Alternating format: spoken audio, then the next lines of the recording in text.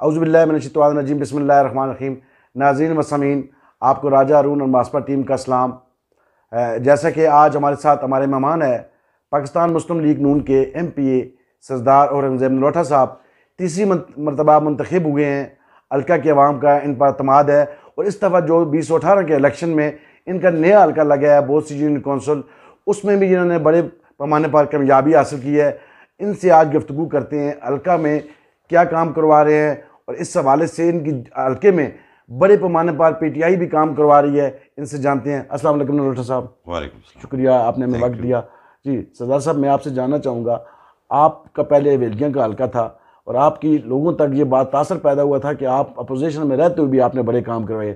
ابھی آپ کا نیا حلقہ ہے، تو گلجات کے حلقے کی ایک روایات ہے، جو لوگ ایک دفعہ منتخب ہوتے ہیں دوسری دفعہ مشکل ہی منتخب ہوتے ہیں، تو آپ اس حلقے کے حوالے سے کیا کہیں گے؟ آپ کو کتنا فنڈ ملا ہے ابھی تک، کتنا خرچ کیا ہے؟ کچھ آپ اس حوالے سے بتانا چاہیں تو۔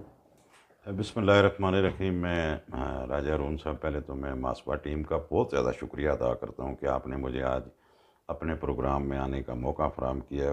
آپ نے جو سوال کیا ہے کہ میں تیسری دفعہ اللہ تعالیٰ نے میرے اوپر بڑی مہربانی کی، 2 دفعہ میں پی کے 47 سے منتخب ہوا ہوں، اور حویلیاں کی عوام نے میرے اوپر بڑا اعتماد کیا، اور تمام برادریوں نے میرے ساتھ ہمیشہ بڑا تعاون کیا ہے، اور میں نے الحمدللہ پاکستان مسلم لیگ نون کو ایک گلدستے کے طور پر ہمیشہ بنا کر آگے لانے کی کوشش کی ہے، جس گلدستے میں عوان برادری، جدون برادری، سید برادری، سردار برادری، تنولی برادری، عباسی برادری، چودھری برادری، سادات، یعنی تمام جتنی برادریاں میرے حلقے کی تھی، تو میں نے ان کو اس پاکستان مسلم لیگ کے اندر ایک گلدستہ بنا کر پاکستان مسلم لیگ نون کو ایک قوم کے طور پر اپنے ساتھیوں کو، اپنے کارکنوں کو جو ہے وہ ان کے ذہنوں میں ڈالنے کی کوشش کی، اور اس میں الحمدللہ میں بہت کامیاب رہا ہوں۔ سردار صاحب، جیسے میں نے ذکر کیا ہے، گلیات اور لوور گلیات کے لوگوں کی یہ روایات ہے، اگر ان کے کام نہ ہو تو وہ ہمیشہ اپنے ایم پی تبدیل کرتے آئے ہیں۔ اس حوالے سے آپ ڈیولپمنٹ کے حوالے سے کیا کہیں گے؟ میں اسی پر جا رہا ہوں۔ انشاءاللہ راجہ ہارون صاحب، آپ کا یہ خدشہ کہ وہ ایم پی تبدیل کرتے ہیں، انشاءاللہ میں آپ کو یقین دلاتا ہوں کہ اب انشاءاللہ وہ ایم پی تبدیل نہیں کریں گے، بلکہ اسی ایم پی کو وہ جب تک میں زندہ ہوں وہ مجھے ووٹ دیتے رہیں گے۔ میں ان کے اعتماد کو بحال رکھوں گا، اور اعتماد کو بحال رکھنے کے لیے بہت ساری چیزوں کی ضرورت ہوتی ہے، اس میں ترقیاتی کام بھی بہت ضروری ہوتے ہیں، اور اس میں لوگوں کے ساتھ میل جول رکھنا، ان کے ساتھ بیٹھنا اٹھنا، ان کے معاملات میں شریک ہونا، اور ان کی عزت نفس کا خیال رکھنا بڑی چیز جو ہے۔ سردار صاحب، عام لوگ یہ کہہ رہے ہیں یہ سردار ادریس صاحب کا پرانا فنڈ ہے جو پرویز خٹک صاحب کے دور میں منظور کیا گیا ہے، ابھی ریلیز ہو رہا ہے۔ نہیں، یہ جھوٹ ہے، یہ جھوٹ ہے۔ یہ جو 2019-20 کی اے ڈی پی ہے، ذرا آپ اس کو چیک کریں، 2019-20 کی اے ڈی پی میں یہ سکیم شامل کی گئی ہے، یہ پرانا فنڈ کوئی بھی نہیں ہے۔ سردار صاحب، آپ کو تو یہ بھی ایڈوانٹیج ہے، آپ کے حلقے میں پی ٹی آئی والے کام کروا رہے ہیں، جس طرح بڑا اتر روڈ کا انہوں نے افتتاح کیا ہے بڑی لاگت سے، یہ آپ نے دیکھا ہوگا علی اصغر صاحب نے۔ جی بہت اچھا آپ نے سوال کیا ہے راجہ صاحب۔ آپ جانتے ہیں کہ پی کے 37 کی عوام نے مجھے مینڈیٹ دیا ہے، 10,000 کی لیڈ سے تحریک انصاف سے، اور ستار ادریس سے 17,000، اور مرتضیٰ عباسی کو این اے 15 سے مینڈیٹ دیا ہے۔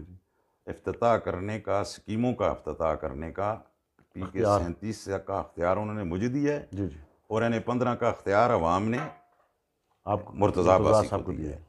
اب یہ پیسہ کسی کے باپ کا نہیں ہے، کوئی اپنی جیب سے نہیں دیتا ہے، یہ عوام کے ٹیکسز کا پیسہ ہے، چاہے گورنمنٹ کسی کی بھی ہو، اور وہ پیسہ یہاں پہ جب خرچ ہوگا تو لوگوں کے لیے خرچ ہوگا۔ اس کے افتتاح کا اختیار مجھے اور مرتضیٰ عباسی کو ہے۔ مسترد شدہ لوگوں کو زیب نہیں دیتا کہ وہ آ کر پی کے 37 اور این اے 15 میں افتتاح کریں، یہ ان کو زیب نہیں دیتا، ان کی اپنی حیثیت اس میں کمزور ہوتی ہے۔ سردار صاحب، آپ کو ایک تو کریڈٹ یہ جاتا ہے کہ سردار ادریس صاحب کی جو اسکیمیں تھی عمران خان نے منسوخ کرنے کا حکم دیا، آپ نے اپنے تعلقات کی بنیاد پر، ریکویسٹ کی بنیاد پر وہ اسکیمیں منسوخ نہیں ہونے دی، لیکن یہ تو آپ مانیں گے کہ پرویز خٹک صاحب کے دور میں سردار ادریس نے بڑا فنڈ حکومت سے منظور کروا رکھا تھا، جس کا ابھی آپ ذکر کر رہے ہیں، ان کی اسکیمیں میں چینج نہیں کروں گا۔ راجہ صاحب کے میں کبھی بھی میں ایسا بندہ نہیں ہوں، میں روایتی سیاستدان نہیں ہوں. میں یہ سمجھتا ہوں کہ جو کوئی جتنا کریڈٹ کا حقدار ہے اس کو ضرور دینا چاہیے.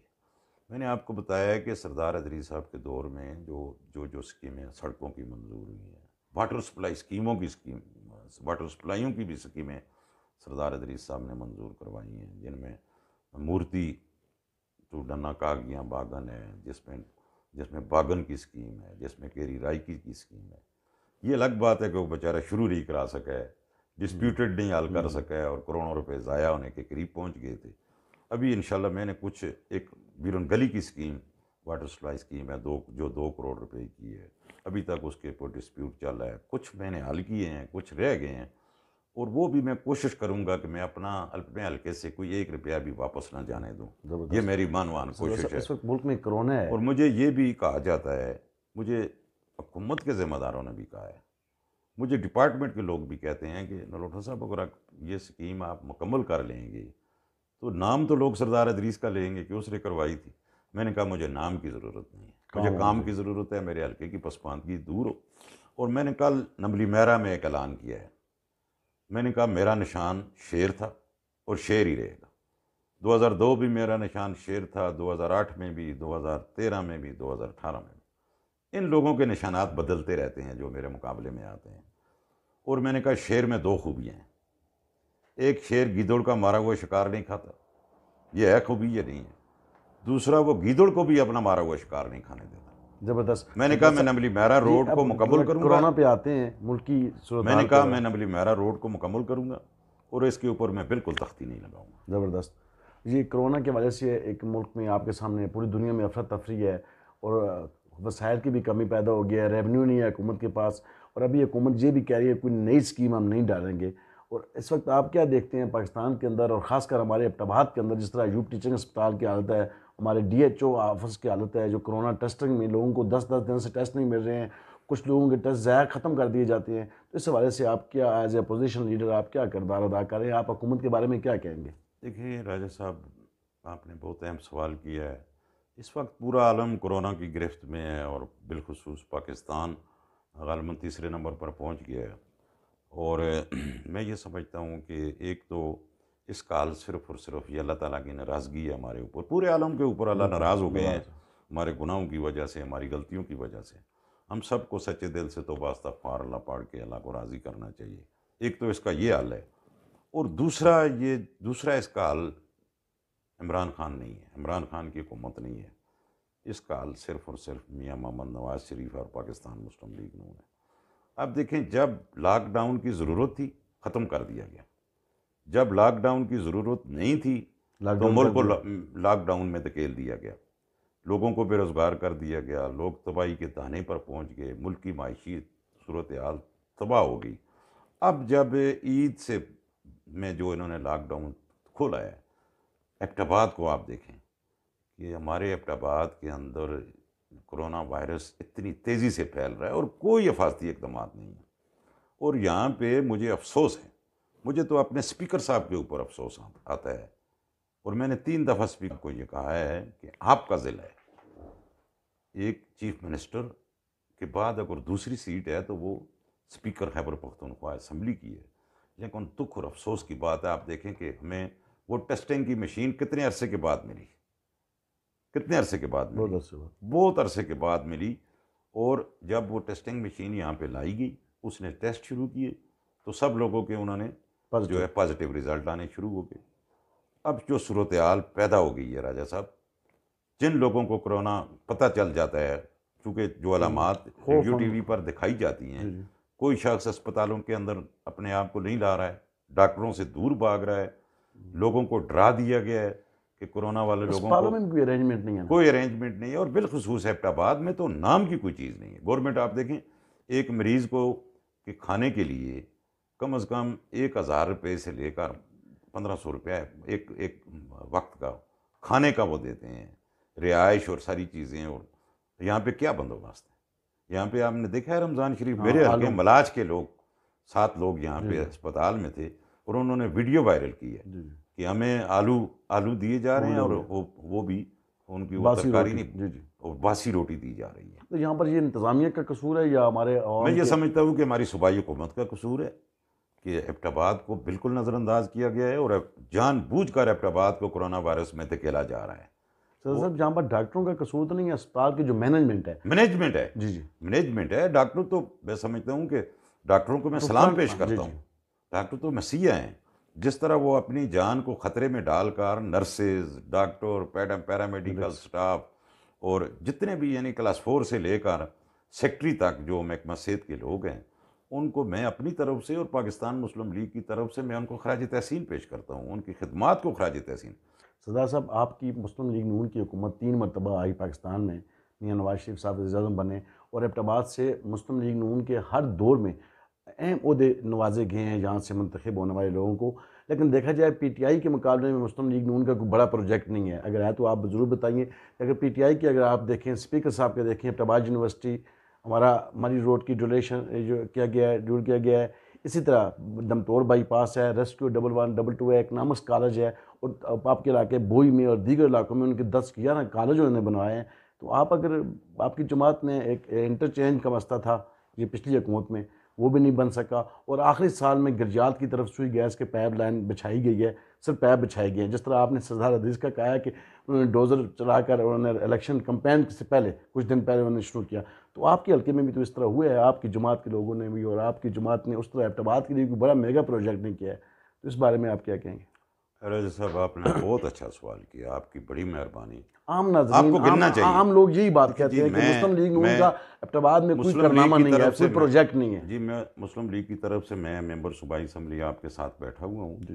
آپ نے جس طرح طریقہ انصاف کے جو چھوٹے اور بڑا تو پروجیکٹ میں کوئی نہیں سمجھتا کہ انہوں نے کوئی بڑا پروجیکٹ ایبٹ آباد یونیورسٹی نہیں کوئی ان کا نہیں ہے، نہیں یہ نہیں، بالکل نہیں ہے۔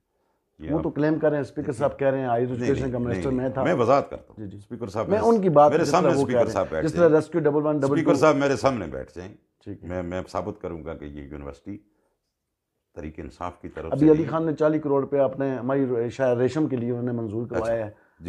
جی وہ منظور کرواتے رہیں گے انشاءاللہ۔ 2 سال گزر گئے ہیں جی اور مزید 3 سال بھی منظور کرواتے گزر جائیں گے۔ میں یہ کہتا ہوں کہ آپ نے کہا ہے کہ 3 دفعہ پاکستان مسلم لیگ کی حکومت رہی ہے اور ہزارہ ڈویژن اور ایبٹ آباد کے لیے کوئی خاطر خواہ منصوبہ مسلم لیگ کی طرف سے نہیں آیا ہے۔ راجہ صاحب یہ ایک بڑا یقیناً لمحہ فکریہ ہے کہ یا تو ہم لوگوں کو سمجھا نہیں سکتے ہیں یا لوگ بھول جاتے ہیں، مطلب ہے 1-2 سال کے بعد کوئی آدمی جو کام کرتا ہے۔ راجہ صاحب آپ کیوں بھول گئے ہیں؟ ہزارہ موٹر وے کا آپ کا ہے وہ سر میری بات آپ کو یہ بات میرے کے علاوہ کرنی چاہیے تھی۔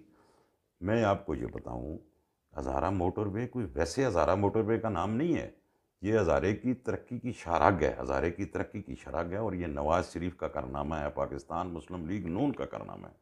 اب دیکھیں 3 گھنٹے ہمارے حسن عبدال سے ایبٹ آباد تک لگتے تھے، بالکل، اور ایبٹ آباد سے 4 گھنٹے اگی تک اور آگے بٹگرام تک لگتے تھے۔ 7 گھنٹے کا سفر تھا جو حسن عبدال سے وہاں تک بٹگرام تک جاتا تھا۔ ابھی 22 منٹ میں ہم ویلیم پہنچتے ہیں، 28 منٹ میں ہم کھوکھر مہرا پہ پہنچتے ہیں، اور آگے منصرہ دیکھیں 1.25 گھنٹے میں منصرہ، اور آگے بٹگرام 1.5-2 گھنٹے میں چلے جاتے ہیں۔ تو یہ ہزارے کی ترقی کا ایک بہت بڑا منصوبہ نواز شریف صاحب لائے ہیں، جو میں سمجھتا ہوں کہ نواز شریف کا ایبٹ آباد کے اوپر نہیں بلکہ مسلم لیگ کا پورے ہزارہ ڈویژن کے اوپر بہت بڑا ایک۔ سردار صاحب آپ کی مسلم لیگ نون میں 2 گروپ بندی ہیں، لیکن میں اس میں زیادہ نہیں جاؤں گا، صرف چاہوں گا آپ سے یہ چاہوں گا کیا کوئی پیش رفت پازیٹیو ہو رہی ہے تاکہ آپ کی مسلم لیگ نون ایک ہو جائے؟ راجہ صاحب جو جتنی بھی سیاسی بڑی جماعتیں ہیں اور جمہوری جماعتیں ہیں، ان کے اندر ضرور اختلاف رائے جمہوریت کا حسن ہوتا ہے، اور بالخصوص پاکستان مسلم لیگ کوئی ڈکٹیٹرشپ والی تو جماعت ہے نہیں، ہے جمہوری جماعت ہے۔ یہاں پہ بھی ہر آدمی کی ایک اپنی رائے ہے اور اپنا اس کا ویو ہے، تو میں یہ سمجھتا ہوں کہ انشاءاللہ یہ اختلافات ختم ہو جائیں گے۔ شکریہ۔ یہ تھے ہمارے ساتھ سردار نذیر لوٹھا صاحب۔ ان کا یہ کہنا ہے جب عوام کا منتخب، عوام کا نمائندہ جو ہوتا ہے، اگر وہ اپنے حلقہ سے اپنے عوام سے مخلص ہو تو اپوزیشن میں ہو یا حکومت میں ہو، فنڈ ان کے لیے کوئی ایشو نہیں ہوتا ہے، جتنا فنڈ چاہے اس کی اپنی صلاحیتوں کی بل بوتے پر وہ لا سکتا ہے۔ دوسرا ان کا یہ بھی کہنا ہے کہ ایبٹ آباد کے اندر جو اسپیکر صاحب ہے وہ کرونا کے مریضوں کے حوالے سے ان کو سہولیات کی فراہمی کے لیے اپنا کردار ادا کریں۔ اگر ایسا نہ کیا گیا تو صوبائی اسمبلی کے ہونے والے آئندہ اجلاس میں بھرپور احتجاج بھی کروں گا، نہیں تو عوام کے ساتھ سڑکوں پر آئیں گے۔ ان کا یہ بھی کہنا ہے کہ پاکستان مسلم لیگ کی نون کی حکومت نے ہزارہ موٹر وے بنایا ہے اور ایبٹ آباد یونیورسٹی کا جو آغاز کیا ہے وہ میاں محمد نواز شریف صاحب نے کیا ہے۔ اگر کوئی کلیم کرتا ہے تو یہ غلط کر رہا ہے۔ اور ان کا ساتھ میں یہ بھی کہنا ہے کہ پاکستان مسلم لیگ نون کے جو ارکین ہیں ان کی کوششوں سے ایبٹ آباد کو بڑے پیمانے پر ترقی ملی ہے۔ جو پاکستان تحریک انصاف کے منتخب عوامی نمائندے ہیں وہ اپنا ایسا کردار ادا نہیں کر رہے جیسا کرنا چاہیے۔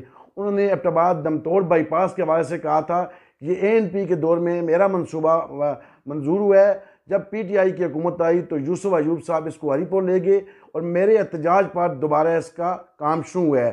اس کا کریڈٹ PTI کو کسی صورت میں نہیں ملنا چاہیے اور نہ ہی اس کا حق رکھتی ہے۔ مجھے اور میرے تمام ٹیم کو اجازت دیجیے، اپنے اہل خانہ کا خیال کیجیے۔ اللہ حافظ۔